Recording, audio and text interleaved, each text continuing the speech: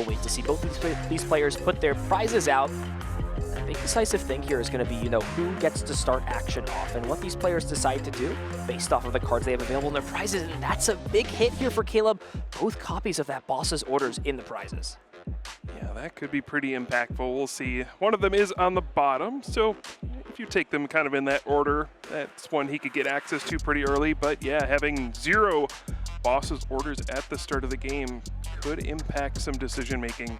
Nothing too impactful on Piper's side. We're going to have a great match here. I cannot wait to see who's going to come out on top in this one. It's the top 8, Ethan. There's just 3 rounds left in this tournament. Once you get to this point, I mean, what are you feeling? What's going through your head? A lot of nerves. You're playing a $2,000 money match, that's for starter. You've got a lot on the line. And, I think for both of these players, it's just adding to their resume. They're so close. Piper trying to become a 3-time regional champion. Caleb was close in 2024, second place, top 4, top 8, but he is missing that winner championship playmat trophy and all the glory. And we'll kick things off with probably the best way you can, Nest Ball. And this is where the floodgates start open, because once you get the fan rotom, once you start to get that, all the dominoes start to fall in place. Yeah, and I think your ideal starter in this matchup too, right? The Wellspring Mask, Ogerpon EX, that is one of your main attackers at the start of the game with the Torrential Pump. If you're able to target down multiple Ralts at once, knock them both out. Of course, we do know Caleb won't have access to boss's orders, so may not be able to get that double knockout with that first attack, but still, the Torrential Pump really threatening. And then one thing we see a lot of is actually Sob.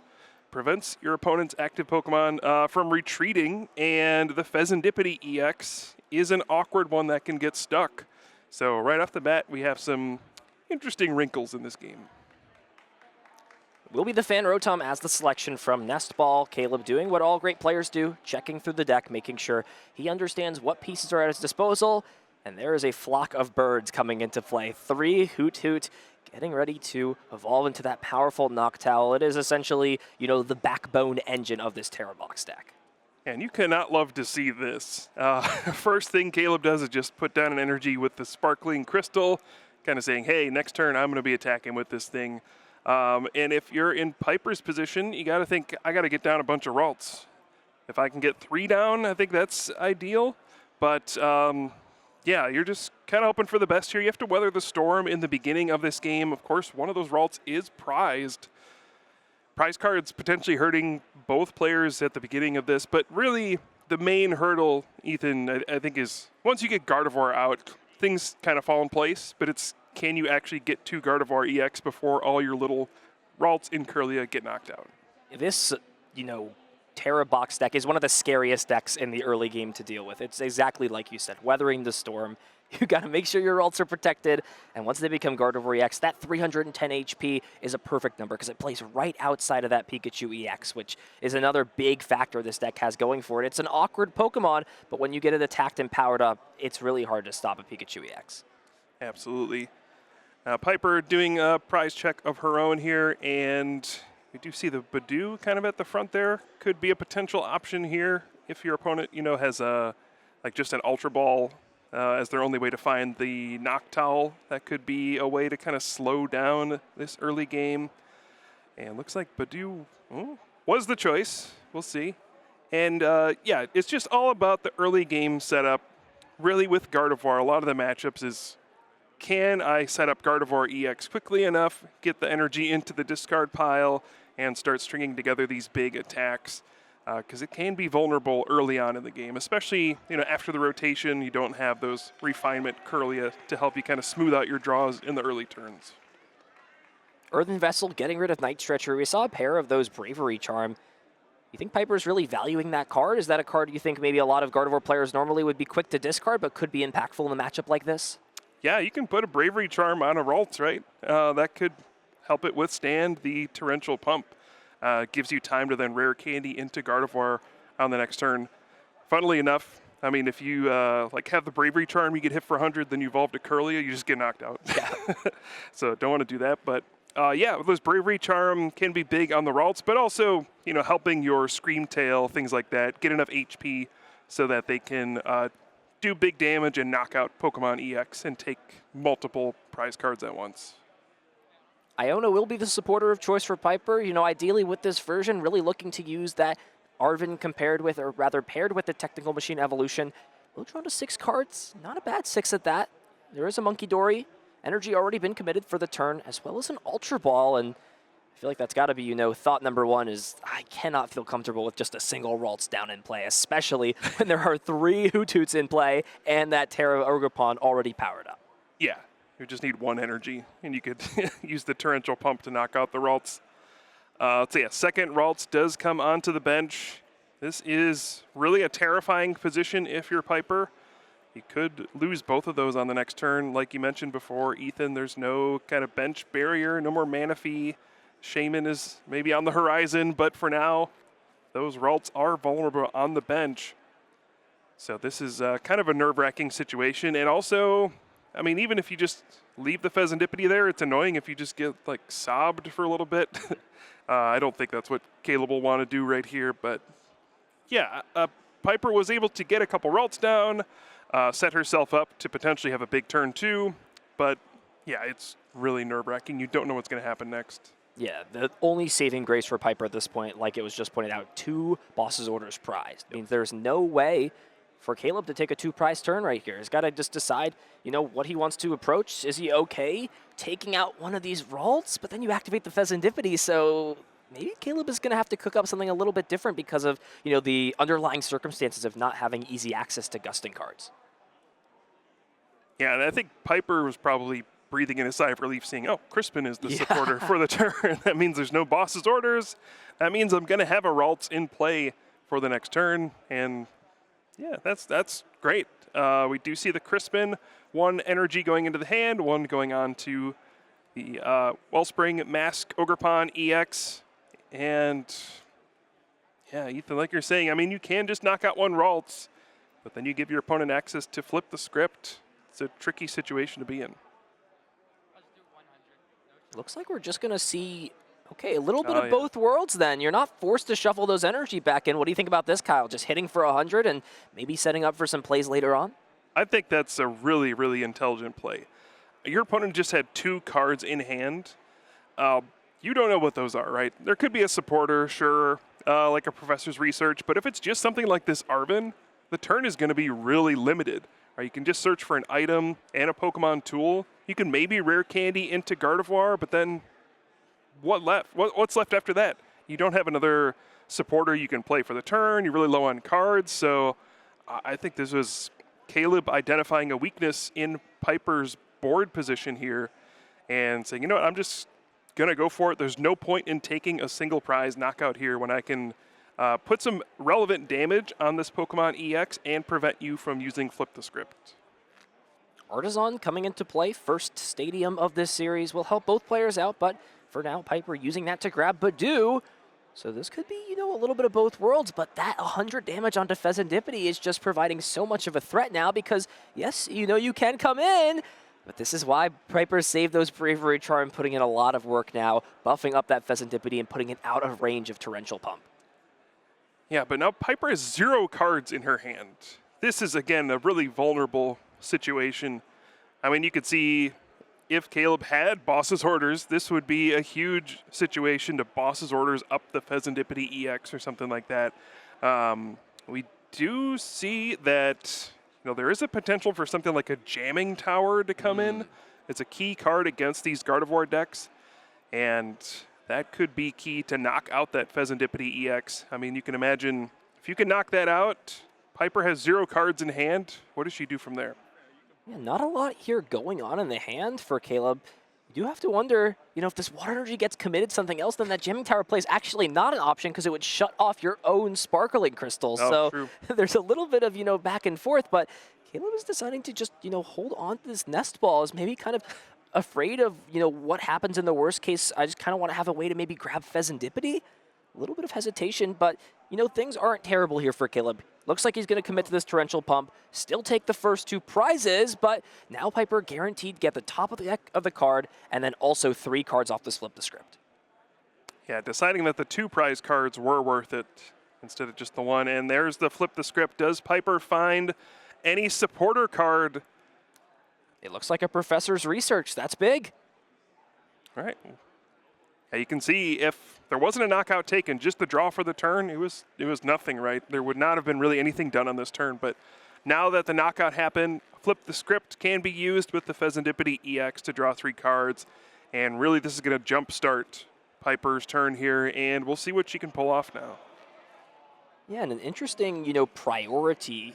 We're going to see Professor's Research discard the hand. There's actually only 1 Psychic Energy in the bin, so it looks like just prioritizing getting guaranteed Adrenabrain this turn, and is going to have to find some way to discard this last Psychic Energy if there wants to be a Miracle Force KO.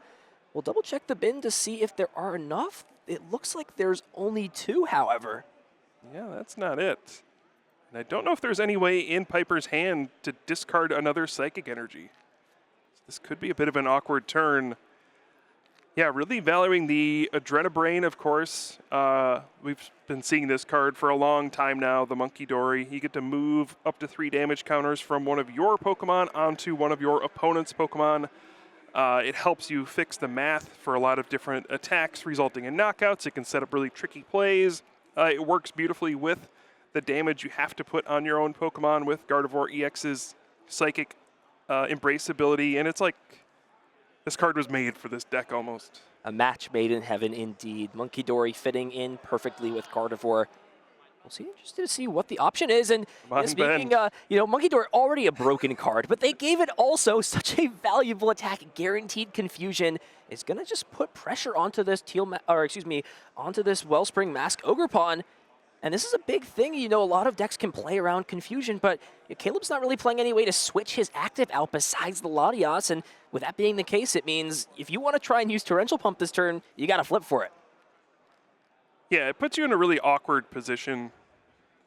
It really doesn't seem like much with the Mind Bend, right? It's just 60 damage. But yeah, when your Pokemon's confused, it puts you in a really weird spot. Sometimes you have to decide, do I go for the attack? If it's Tails, that's 3 more damage counters on my Pokemon, and I just missed my attack for the turn. So it can be the one turn you need to just buy time and get yourself back in the game. Gardevoir is a deck that's all about just time, right? If you can buy yourself enough time to get to your kind of ultimate board state, it's really difficult to beat. Most decks just can't keep up with it. If we started the game where Gardevoir just had access to everything, it would probably beat just about every deck. But yeah, that's why this Monkey Dory sometimes, we see a lot of Mind Bends. Yeah. Way more than I thought we ever would. But yeah, it's just so annoying to deal with.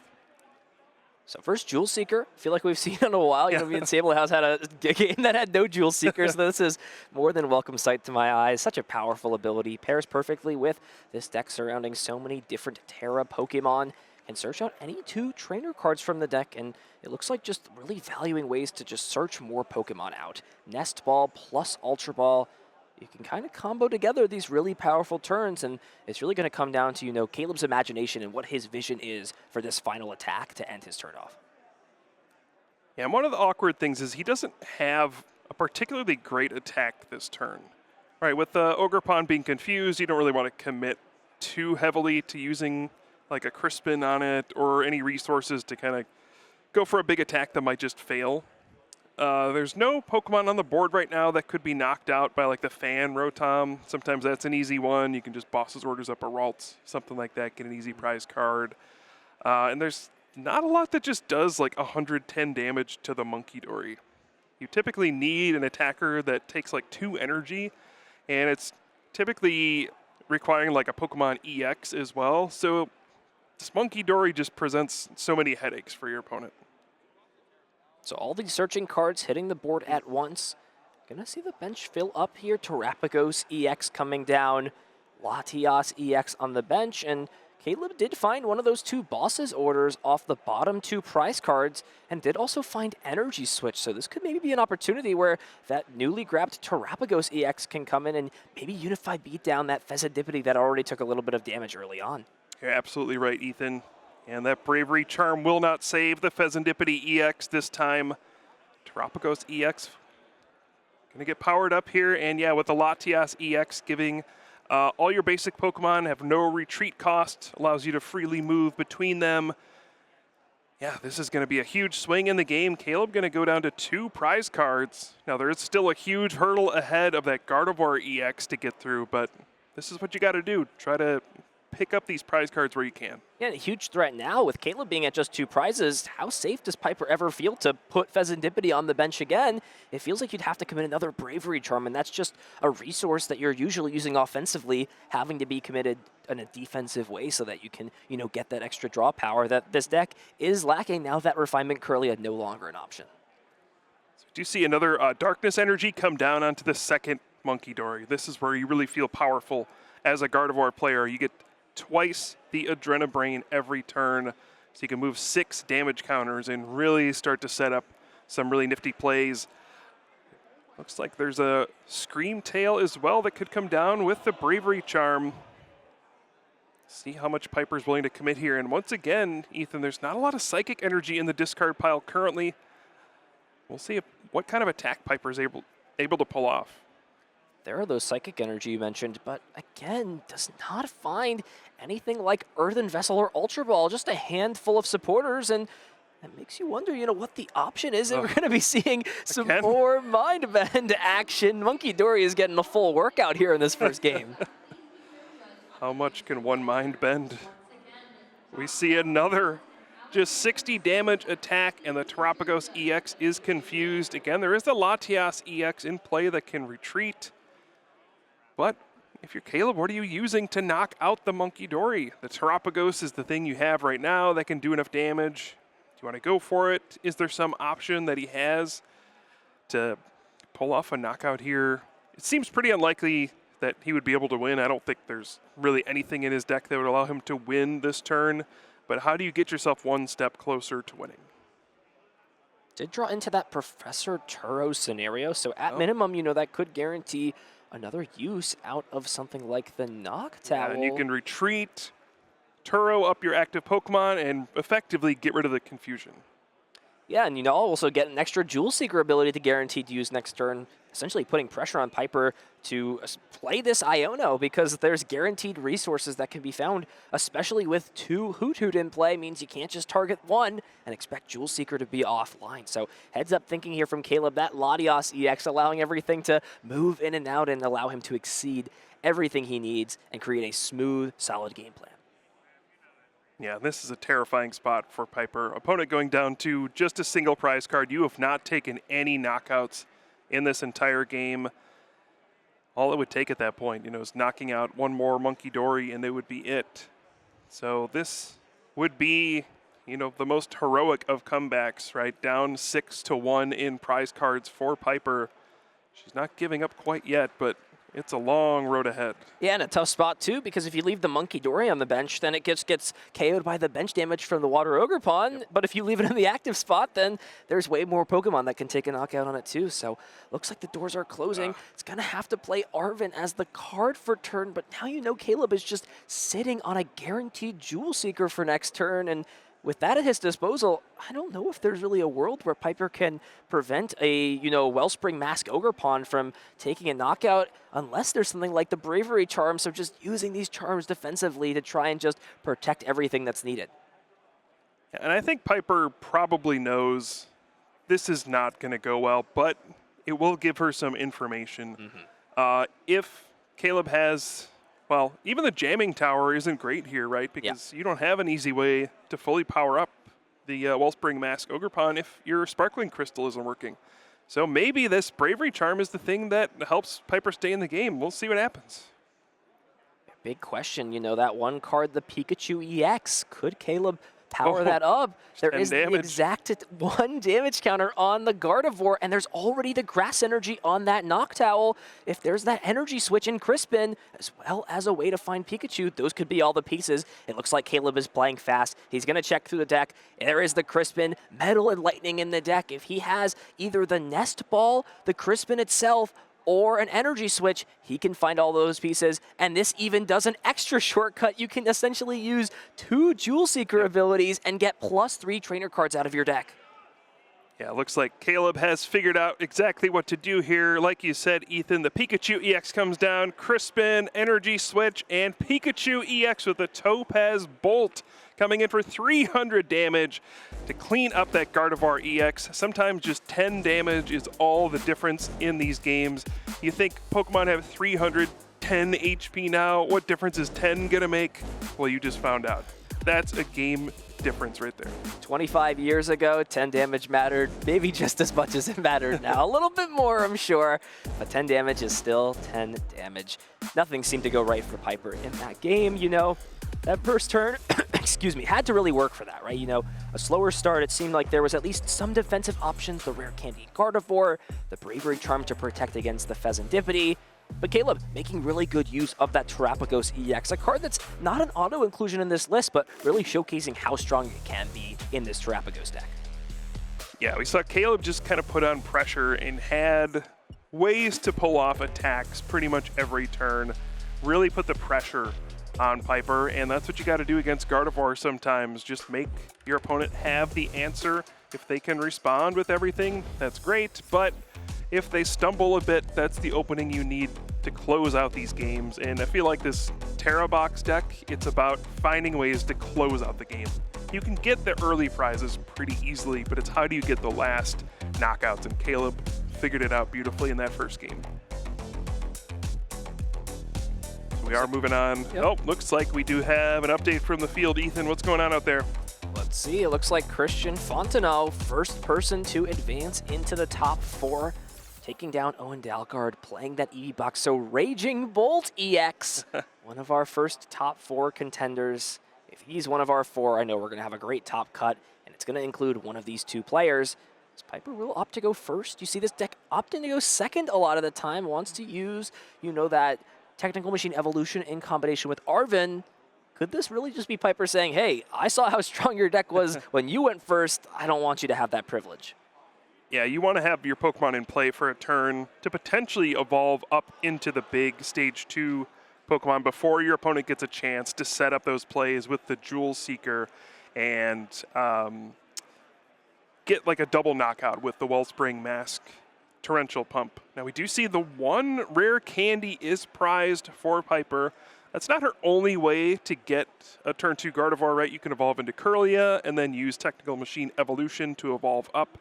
But that does limit some of your plays, right? You know, if you have like the secret box to be able to search things out, you won't have the option to just get Rare Candy Gardevoir now. So potentially a huge prize card there. Does get 2 Ralts into play, so, you know, this is one of the ways, you know, you get double Kirlia down, or you can protect one of the Ralts. The more Ralts, the better. The more, the merrier for sure. Does have the Scream Tail in the active spot as well. Could be useful to take care of some of those Hoot-Hoots later on, but at a baseline here for Piper, you know, without being able to play a supporter card and with how this deck is built, can't really ask for much more than, you know, just having some Ralts down, and that's all she's going to do this turn. Yeah, we'll see what Caleb goes for on this one. First turn is always exciting for these kinds of decks. You get the Fan, Rotom, you get to search for 3 colorless Pokemon that have 100 HP or less. It's really just, you know, a one-card solution. Wait a second. Are both Wellspring Mask Ogerpon EX prized? They are. Oh no. That makes the game plan in this matchup a little tougher, I think. Just a little bit. Ooh. Who knows? You know, your best attacker in this matchup, no biggie. Both of them are gone. Okay. Well, Caleb overcame both bosses' orders being prized in the first game. We'll see what he figures out in this one. Yeah, obviously that's not ideal. Like you said, that is the main attacker in the early stages of this matchup. So you really have to recalculate after seeing this one.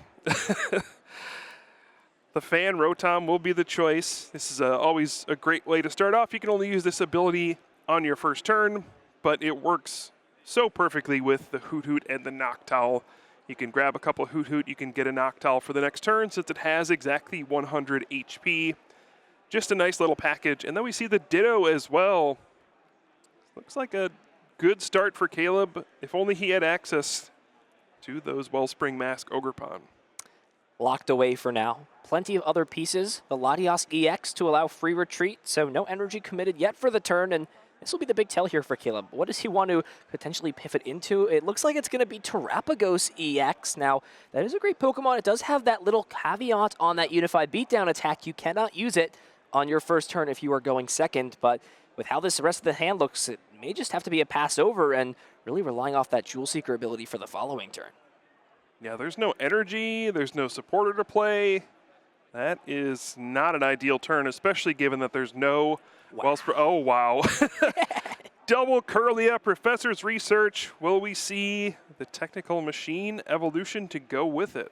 Yeah, and at this point, with there not being a Wellspring Ogerpon in the active, maybe if you're Piper, you start asking some internal questions. Does my opponent just not value this? That seems pretty awkward. Why is there a Terapagos instead of a Wellspring Ogerpon? Piper could maybe make a couple of adjustments. Maybe use some of those Bravery Charms a little bit more aggressively if it doesn't feel like that's necessarily a threat. And Piper is just popping off right now, getting energy into the bin, finding the Badoo off of Nest Ball. That's going to limit Caleb's options to play any item cards next turn. And look at this. Look, no Technical Machine evolution, but you're still slowing your opponent down in the process. That 10 damage, always relevant. It's going to open up doors. And, you know, pending the circumstances, with those Wellspring masks gone, Piper's going to feel relatively safe, and we could even see not one, but two Gardevoir hit play next turn. Yeah, this is the nightmare scenario if you're playing this Terra Box deck. You don't want your opponent to get Gardevoir EX out before you've taken at least a couple prize cards. So you can see how much different the feeling is just on, you know, turn 2 of this game compared to the first game. You know, you kind of get this impending sense of doom playing against Gardevoir as they slowly start to establish their board. This is not a spot you want to be in. This is one where it just feels like you haven't lost quite yet, but it's starting to feel inevitable that things are not going your way. So first Jewel Seeker of game 2 for Caleb. Is lacking energy. Crispin will fulfill that requirement, that need that is needed for Caleb in this spot. And then Ultra Ball, opening up options for more Jewel Seekers down the line. But you have to wonder, you know, like you said, if you're going to be dealing with a Miracle Force plus Dark Energy on Monkey next turn, that 10 damage relevant on the Terapagos, it could go down. This is a series so far where 10 damage is putting in a lot of work and mattering a lot. We're not even going to see anything else. Just Unified Beatdown, take the knockout. Dark Energy's already there, and the Arven will guarantee it. I think we're going to see the prophecy fulfilled in this second game. Yeah, Ethan, I don't know how much longer this game is going to go on. I mean, this is just devastating. Your opponent is going to get the first 2 prize knockout with this Gardevoir EX, if Piper wants. I assume so.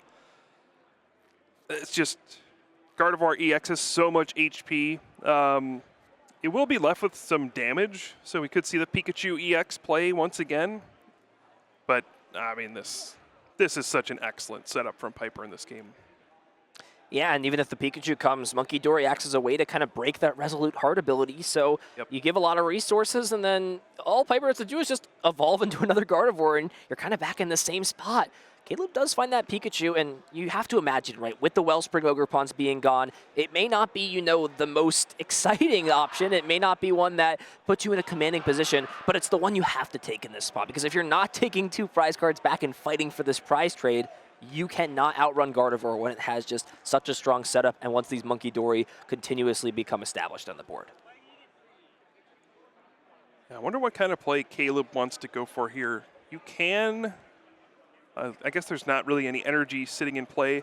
You could get, you know, like a really complicated play where you get like the Teal Mask, Ogerpon, and all this, and energy switch, and combo it with the Iono in the same turn to hand disrupt. But no, looks like Crispin is going to be the choice. Just Crispin plus the Sparkling Crystal can power up this Pikachu EX. So that means Piper's hand will not be disrupted at all. But yeah, I mean, if you're Caleb, you can really just, you know, attack, try your best, hope that Piper somehow misses on another Gardevoir EX. Yeah, when you're behind, you just got to take some chances sometimes, and we'll see if it works out. A-Spec committed for Caleb, that Sparkling Crystal, helping to fulfill that awkward attack cost on the Pikachu EX. It needs a kind of a weird rainbow assortment of energies. But with both Wellspring Masks still unavailable, with there being no better option, Caleb's going to do what he can. It's even awkward. He's going to go to 3 prize cards. So at minimum, would still need another 2 turns most likely to win the game. And Piper's on that same 2-turn clock, but it's going to happen with this Pikachu X in the active spot with Curlia already in play, with the Monkey Dory Dark Energy down, and it just feels like Caleb's fighting, but you know, he's fighting for that very slim percentage of chance where Piper misses a beat with, you know, an already sizable hand and a pretty solid board. Yeah, Caleb does play the Briar, so that is a potential way to make up that prize gap. I don't know if it's going to be possible given how awkward the board is here, but just something to keep an eye on. Briar is a way you can kind of cheat out that 3rd prize card and win a game that otherwise really wouldn't be winnable. But yeah, Piper, as long as she can keep getting Gardevoir EX into play, get the 2nd Monkey Dory down with another Darkness Energy, feels like it's going to be tough for Caleb to overcome that, but nothing is guaranteed quite yet. Yeah, and with a big combination, like you said, an option for Caleb, Value's just getting down this last Hoot in play as well, so that a maximum of 2 Jewel Seeker abilities can be used. But we see the Briar is also in the prize cards there. It feels like every time we cast a game in this city, the prize cards are horrendous. Okay, well, Briar won't be an option. But, all right, this is a big one for Piper. Will there be any Gardevoir EX this turn? Didn't see one in the hand quite yet.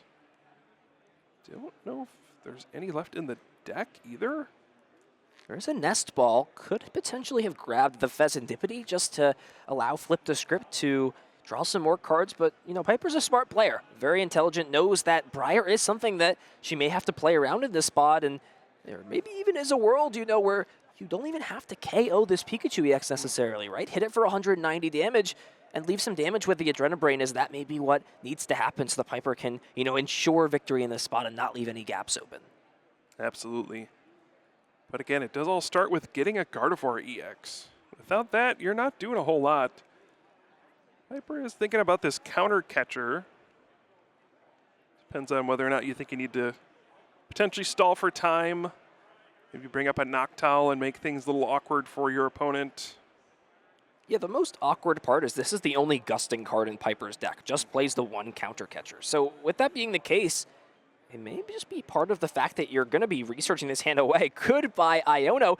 Big 7 cards does find Ultra Ball.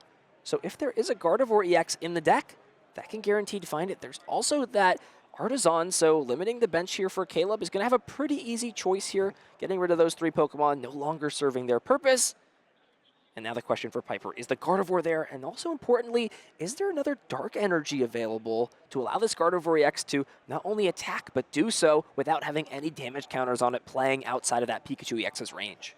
Yeah, Piper is playing the 3rd Gardevoir EX. A lot of times we only see 2, but this 3rd one is in the deck, and the Earthen Vessel actually discarding the Pheasantipity EX, saying, I'm not giving you any easy knockouts. And yeah, the 2nd Adrenabrain will be online. This is a perfect turn for Piper. She's going to get out to a pretty big lead here, and Caleb's going to be left trying to figure out, what can I do from here? Yeah, so big question is, you know, is Piper going to just wait to take the knockout, and will exactly do that? Does not want to activate Flip the Script, putting damage onto this Pheasantipity, setting it up for a Roaring Scream on the following turn. And active action is on Caleb, and with these options unavailable, with the Briar and the prize cards, it feels like he's just kind of left scratching his head thinking, what can I do in this spot? Sob doesn't even necessarily work because of the way the prizes work, because of double Monkey being set up.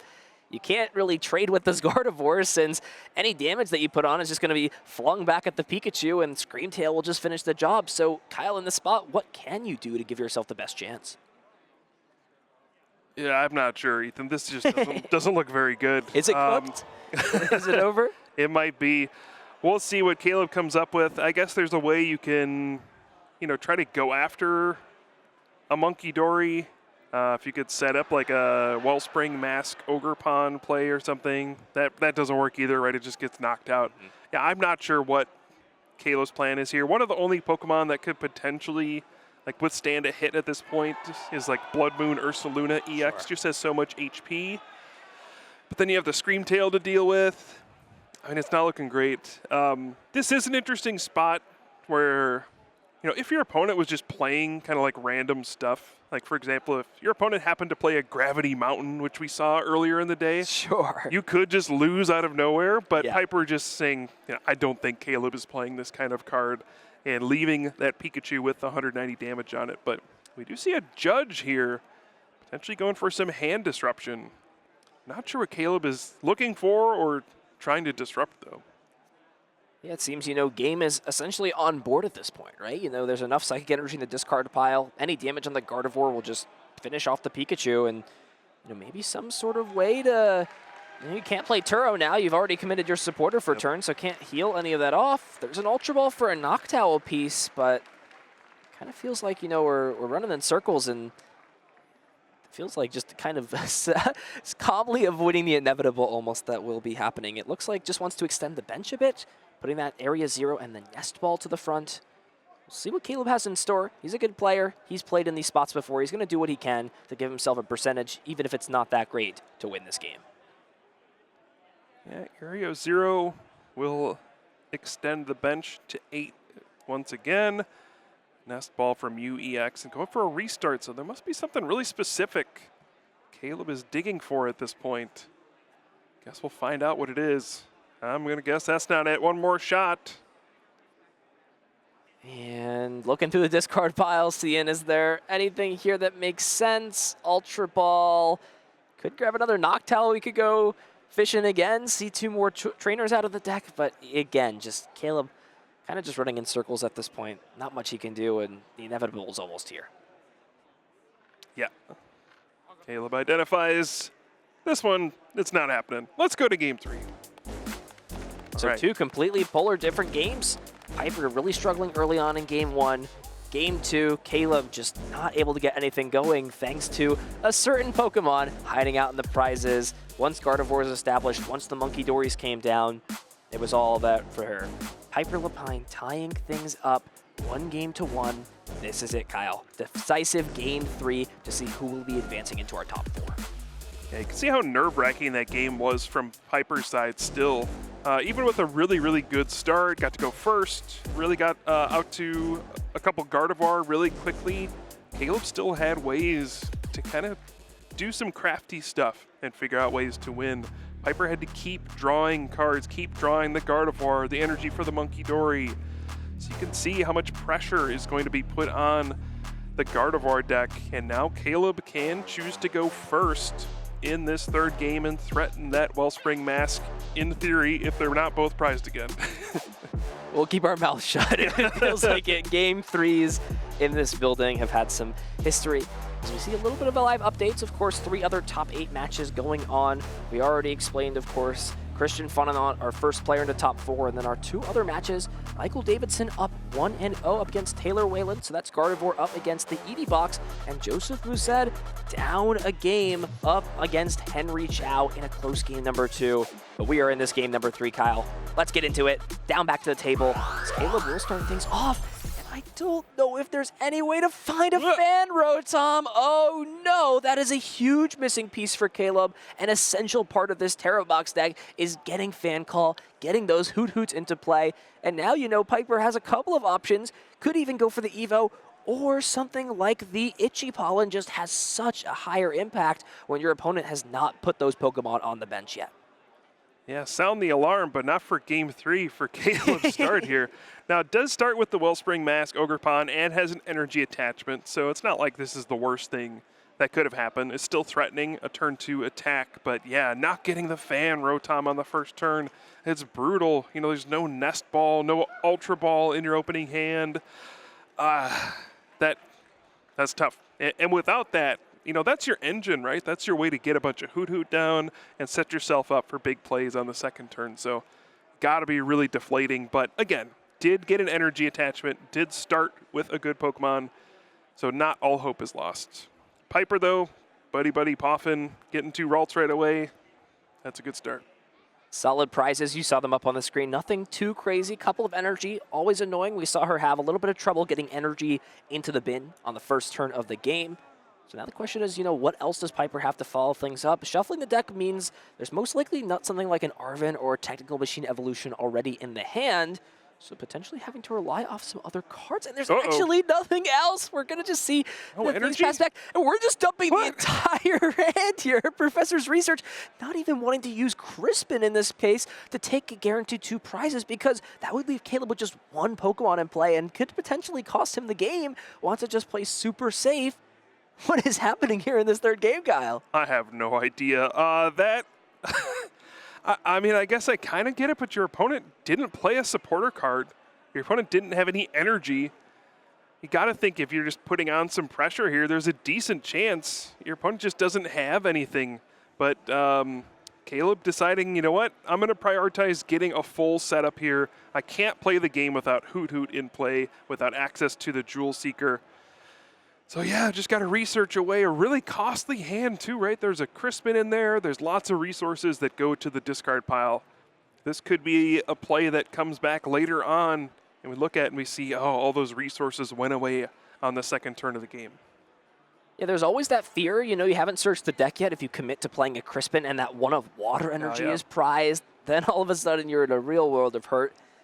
But just have to, you know, prioritize finding different pieces. We'll see the Earthen Vessel. Nest Ball will finally get what I hope to be probably a Hoot Hoot. Is even just considering the Mew EX to the front. Is this going to be a no Owl game 3 here, Kyle? No, there's no way. You got to get a Hoot Hoot, right? There might be one in the hand already. All right, well, it's going to be the Teal Mask Ogerpon instead. There is one in the hand, 2 in the hand, actually. Oh. So our Owl problem is contained for now.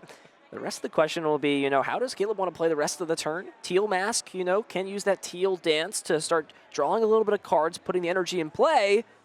You know, there is not a Crispin available, but, you know, if Caleb finds the right 1 card here, if he can Teal Dance into an energy switch, has not attached yet for the turn, we could see the unexpected turn to Torrential Pump with no Noctowls being used and no Crispin. This is what dreams are made of, Kyle. They're not made of that, though. Well, we do have energy switch potentially as well, right? You can move the energy. Well, is there an energy switch in the hand? No, but that was another option, right? There is an Ultra Ball, so, you know, if Caleb wanted to, he could grab Mew and try and go fishing a little bit more aggressively, but it's just going to be the Sob. Action back over to Piper. Has the 1 of rare Candy Gardevoir. Are you kidding me? But no energy, no supporter. So as good as a turn 2 Gardevoir is, it's not doing anything until you get energy in the discard pile. This is just sitting there.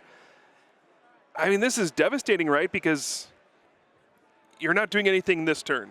Even if, let's say, you draw like a Professor's Research next turn, I mean, you still don't have energy in the discard pile. Your hand would have to be so good off of that draw, right? You need to find like a bunch of Earthen Vessels, Secret Box, stuff like that. This is such a slow situation for Piper, and now Caleb has set up with, you know, access to the Noctowl, Jewel Seeker, can go for some big plays here. This is really scary if you're Piper. Nest Ball and the Sparkling Crystal. Sparkling Crystal just makes this Torrential Pump so efficient in terms of attacking. Now just the 2 energy instead of the 3 that need to be shuffled back into the deck. Using the restart does find the energy switch. There's not a lot else going on, and we are going super turbo here. Torrential Pump, 2 prizes taken. Does top deck the Arven and does have an Ultra Ball in hand. So a couple of that, actually, it seems. So with Pheasantipity as a potential option now that prizes have been taken, what was a slow start for Piper, things could change pretty quickly if she can find the right cards off these draws.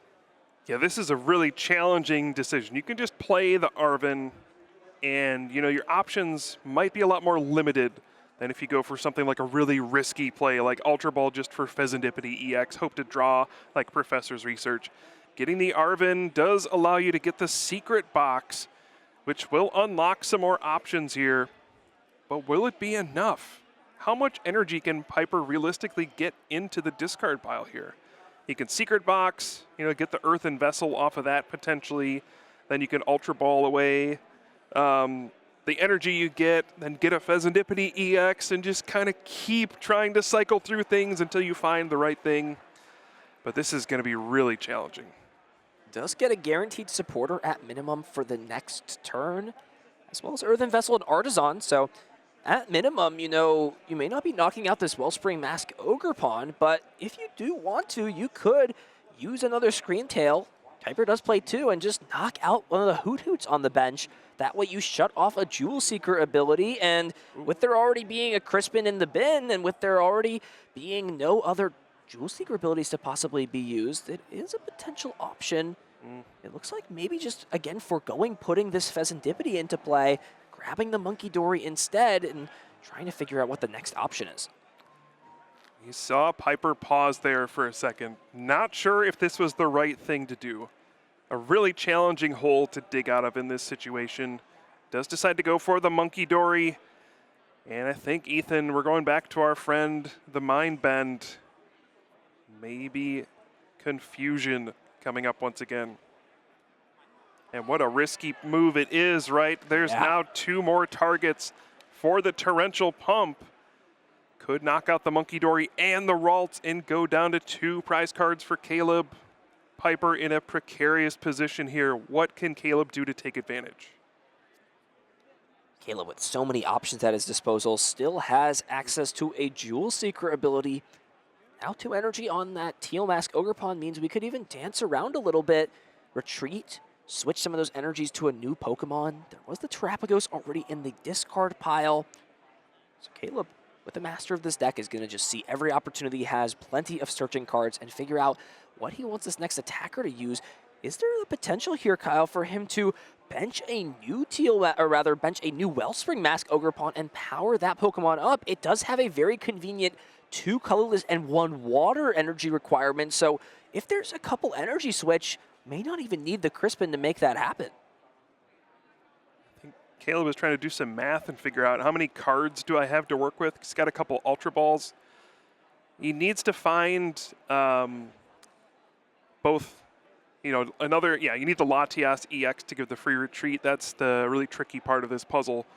You can get another Wellspring Mask Ogerpon down, but then you need a way to retreat the active one, and then you need a Crispin energy switch.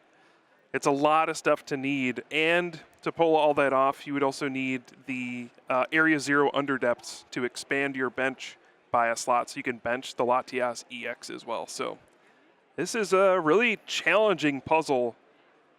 Caleb's a really skilled player. We'll see if he can figure it out. It feels like you have the options in front of you, but can you figure out the best way to do it? I think he's found a way to guarantee it. He's got Energy Switch already in hand, and the last card is Ultra Ball. So with this Mew restart, it will give him exactly enough cards to discard for this Latias EX. It's going to cost a lot of resources, but at the cost of giving Caleb just a 2-prize victory away from him advancing into the top 4. He's going to just go all into this play, it seems, Kyle. Everything being played down. Restart for 2. What are the 2 cards you discard? I think those are acceptable ones, all things considered. It would be really bad if that was, 2 Night Stretcher or 2 Super Rod. He's going to play this Ultra Ball, play down to just 0 cards in hand, and invest all in on establishing this second Torrential Pump. Caleb Rogerson can smell it. He is just 2 prize cards away from winning and advancing to another top 4. You can see just an expertly played turn from Caleb, using every single card in his hand, precise resource management, to be able to play out his entire hand and pull off another devastating Torrential Pump. Piper is on the back foot here, down 4 prize cards, not out of it quite yet. But Ethan, how are you going to crawl out of this one, especially because you had to play Professor's Research here? I guess Iono wouldn't have been any better because your opponent doesn't have any cards besides those prize cards. Oh, this is going to be a really tough one. What attacker do you even go for here? Is it something like a Screamtail, a single prize Pokemon?